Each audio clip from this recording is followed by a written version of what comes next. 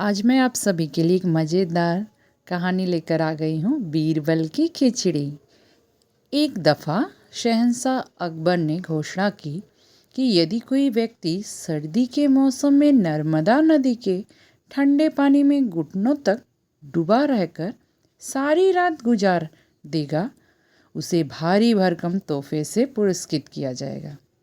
एक गरीब धोबी ने अपनी गरीबी दूर करने के खातिर हिम्मत की और सारी रात नदी में घुटने पानी में ठिठुरते बिताई और जहाँ पनाह से अपना इनाम लेना पहुँचा।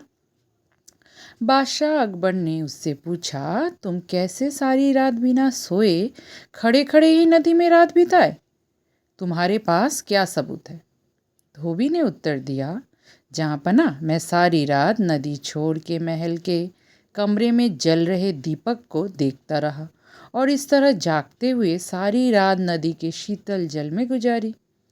बादशाह ने क्रोधित होकर कहा, तो इसका मतलब यह हुआ कि तुम महल के दिए की गर्मी लेकर सारी रात पानी में खड़े रहे और इनाम चाहते हो?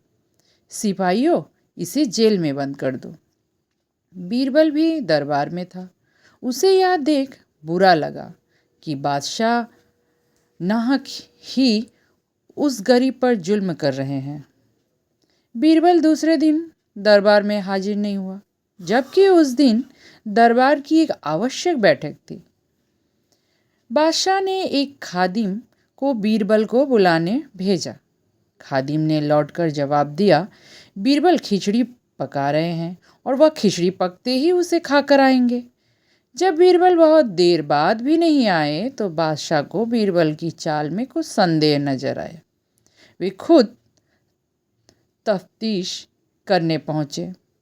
बादशाह ने देखा कि एक बहुत बड़े लंबे से डंडे पर एक घड़ा बांधकर उसे बहुत ऊंचा लटका दिया गया है और नीचे जरा सा आग जल रहा है। पास में बीरबल आराम से खटिए पर लेटे हुए हैं। बादशाह ने तमक कर पूछा, ये क्या तमाशा है? क्या ऐसी भी खिचड़ी पकती है?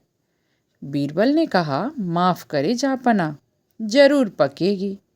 वैसी ही पकेगी जैसे कि धोबी को महल के दिए की गर्मी मिली थी। बादशाह को बात समझ में आ गई। उन्होंने बीरबल को गले लगाया और धोबी को रिहा करके उसे बहुत सारे इनाम दिए। तो आज मैं यहीं पर अपनी कहानी ख़त्म कर रही हूँ। मेरी कहानी को आप ज़्यादा से ज़्यादा शेयर, लाइक करें और सब्सक्राइब करें। धन्यवाद।